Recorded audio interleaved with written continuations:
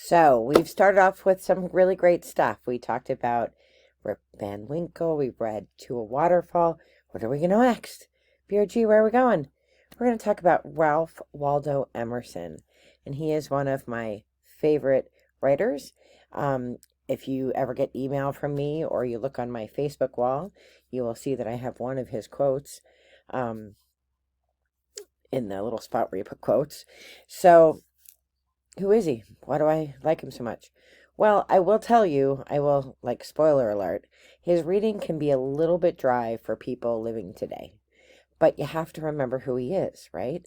He's this great thinker who's thinking up new ideas that people hadn't thought about in our American culture. He's talking about individuality, and he comes up with this concept called transcendentalism.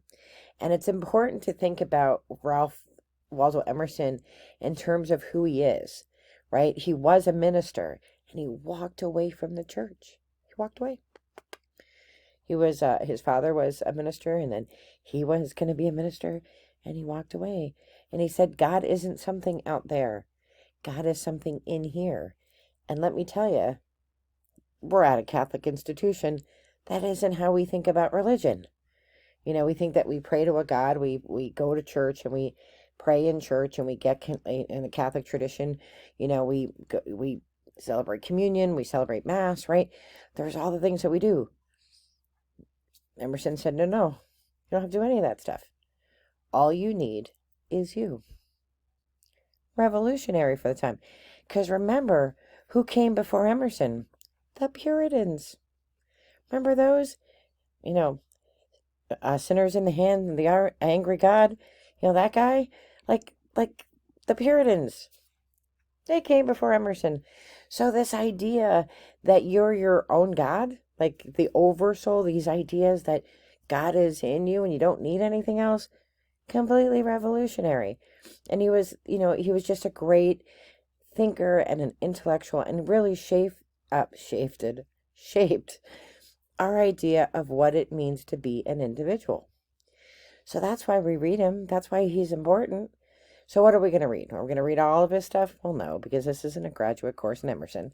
We're going to look over some of his more famous pieces, little bits and pieces of famous pieces that really sort of define the individuality that he is known for.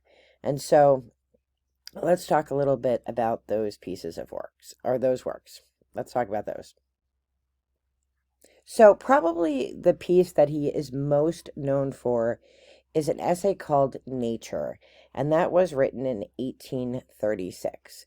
All right, so keep that date in mind, right? So it's way before the American Civil War, right? And so the whole piece sort of lays out what he sees as transcendentalism, and that is that there is inherent goodness in people because people are a part of nature, and people are nature and nature are people, right? So self-reliance, intuition, and I cannot speak today. Intuition, individuality, and self-reliance are key. We don't need something else. We don't need someone else to tell us that we're good. And that whole concept of original sin, complete baloney. That's what he thinks, right? So this transcendentalist movement is brand new.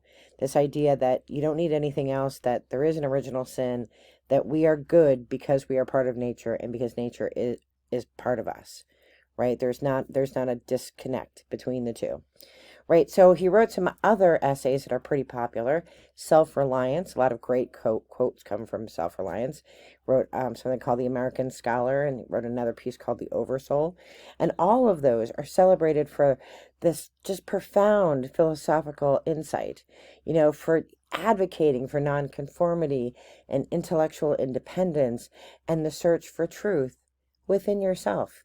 He said, you don't have to go to sages and saints. You don't have to go to other people. You don't have to look at other people. You don't have to look at professors. Don't listen to that entirely. You don't have to go to all these other people because truth is in you. You have the truth inside of you. You don't need to go to other people to look for truth. You have the truth inside of you. So he had profound influence, intellectual influence over others. And so he really played this like critical role in shaping this intellectual thought in this emerging American culture. And he's inspired generations of writers and musicians and thinkers and activists. His ideas on individualism, his ideas on spirituality and the relationship between humans and nature, deeply influenced American literature, philosophy, and culture, right? And it had an impact on society. This emphasis on self-reliance, moral integrity and pursuit of truth, it resonates with all of us, and it resonates with social movements, including the abolition movement, which was really gearing up at the time. He was also a proponent of early feminism, right? And he had a great relationship with Louisa May Alcott, who we're going to talk about later. But this idea that, and Margaret Fuller, this idea that men and women are equals when it comes to intellectualism and, intellectual thought and discourse. His teachings encouraged everybody, men and women, to think critically and act ethically in society. So it's important that we start. He's we've had these great writers, but, Emerson is sort of where we all kind of think this is the American Romantic period. So I'm excited for our activities this week. You're going to be making some cool things in your projects, and I look forward to seeing you in our next video.